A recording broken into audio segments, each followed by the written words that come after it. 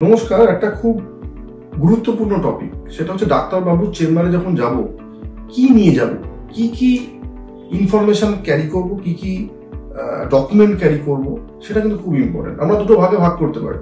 একটা হচ্ছে প্রথমবার ডাক্তারবাবুর কাছে যখন যাচ্ছি, অর্থাৎ সেই ডাক্তারবাবুর কাছে প্রথমবার যাচ্ছি, কোনোদিন যাইনি আগে।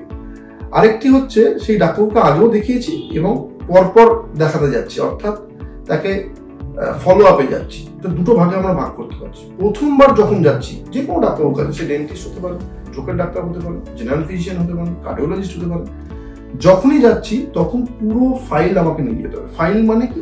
ফাইল মানে হচ্ছে আমার যত পুরনোই আমার প্রেসক্রিপশন থাকুক না কেন আর রিপোর্ট থাকুক না কেন, সেটাকে আমরা ক্রোনোলজিক্যাল অর্ডারে, অর্থাৎ ধরুন আমার কাছে 1990 সাল থেকে কাগজপত্র আছে, তাহলে এই 1990 থেকে 2025 পর্যন্ত কাগজগুলো একদিন আমরা সময় করে সাজিয়ে নিলাম। সাজাতে ঠিক 10 থেকে 15 মিনিট টাইম লাগে, তার বেশি লাগবে না। সেগুলো যদি নিচ থেকে উপর অব্দি সাজিয়ে নিই, একদম উপরে কিন্তু থাকবে আপনার লেটেস্ট ইনফরমেশনগুলো, অর্থাৎ ডকুমেন্টগুলো।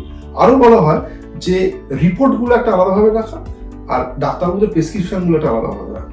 এইভাবে যদি আমরা ডাক্তারবাবুর কাছে যেতে পারি, তাহলে কিন্তু ডাক্তারবাবুর কাছে খুব ইজি হয় যে আপনার আগের যে ইতিহাসগুলো, অর্থাৎ হিস্ট্রিগুলো, সেগুলো জানা, সেটা কিন্তু আপনার রোগ নির্ণয়ে ভীষণ সাহায্য করবে।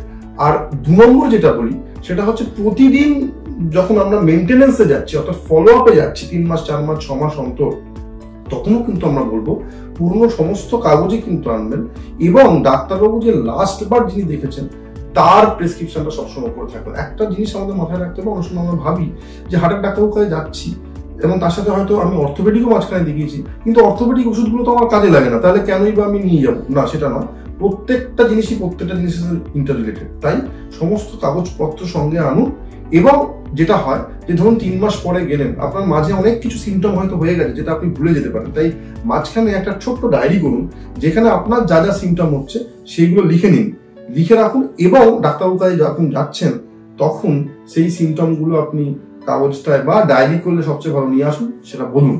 আর একটা ইনফরমেশন, সেটা হচ্ছে যারা ব্লাড প্রেশারের রোগী, যারা সুগারের রোগী এবং যাদের বাড়িতে ব্লাড প্রেশার বা সুগারের মেশিন আছে, তারা নিয়মিত সুগার বা ব্লাড প্রেশার চেক আপ করুন বাড়িতেই, ডাক্তারবাবুর নির্দেশ মতো যতদিন অন্তর বলবেন বা যেভাবে বলবেন, এবং সেটারও একটা চার্ট করুন বা ডায়েরি করুন।